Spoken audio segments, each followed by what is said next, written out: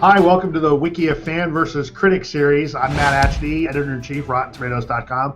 Joining me today is Greater Good. Greater Good, thanks for joining us for this series of debates. It feels like the Lincoln-Douglas debates. We've been doing this for so long. Yeah, thanks. It's great to be on again. All right, so we're talking about Mockingbird, which is episode 7 of season 4. We kind of start out with Tyrion still in prison, awaiting his trial by combat, which we discussed in our last debate. He goes through a series of people who say that they are not going to be his champion. And then the one guy who always seems to have been in Tyrion's corner, Bronn, kind of turns him down. But one of the questions that's come up is, do we think that Bronn is afraid of the Mountain, who is this giant of a man who's been chosen as Cersei's champion? Or do we think that Bronn has been bought off? Yeah, well, the Mountain is the most feared fighter in all of Westeros. And it's interesting because that's the first time we ever see Bronn express fear of any kind. And he seems to be in a very difficult situation there. Like, I think he really feels bad there that he can't, stand up for Tyrion and has to abandon him. Yeah, I think there is some feeling of guilt there, but I don't totally agree with you. I think that Bronn really has been bought off, and he knows it, and Tyrion knows it, because even if he thinks that he could beat the Mountain, he probably wouldn't even try, because he's still better off with what he's got now.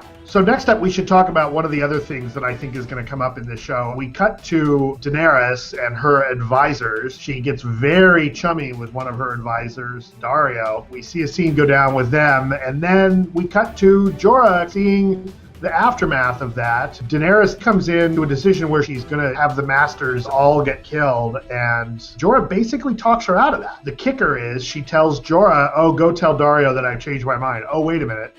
Go tell Daario that you changed my mind. And I'm wondering, is she being honest when she wants Jorah to know that she values his counsel, or is she doing that specifically kind of to put Daario in his place? Well, she's made it pretty clear that on a personal level, she values Jorah more. She considers him to be her closest friend, even though he'd probably rather have the relationship that Daario has with her, whereas her interest in Daario is purely sexual. And to be honest, I don't think Daario would really mind on that front, because as he said before, the gods gave us two thrills to entertain ourselves before we die: the thrill of f***ing a woman who wants to be f***ed and killing a man who wants to kill you. That's a good point. I guess we'll see what happens in coming episodes. But let's get to the big storyline that happened here in this particular episode. We see, first of all, Sansa has a moment with Robin, and he kind of has a temper tantrum and destroys the snow fort that she's been making, and she slaps him, and he goes running off to his mother. Peter Baelish comes in and says to Sansa, well, you did something that Robin's own mother should have done at some point, and then he kisses her. We definitely get the impression that he's putting himself out there to Sansa, that he loves her, to the point that later on in the show, we see him get rid of Lisa once and for all, because she's standing too close to that moon door. And I have to say, if you have one of those moon doors, maybe if you're going to push someone out, push them out and don't stand there and dawdle and let yourself be pushed out by someone else.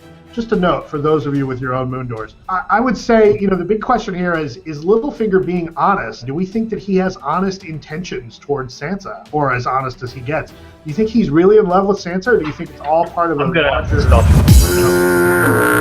Yeah, I don't think that Littlefinger really has honest intentions towards anyone. Yeah, his interest in Sansa is clearly, he was in love, or at least desired Catelyn when he was younger. So, and Sansa is noted to look a lot like, a young Catelyn. So, that situation is mainly his teenage fantasy coming to life. He's just trying, relishing that.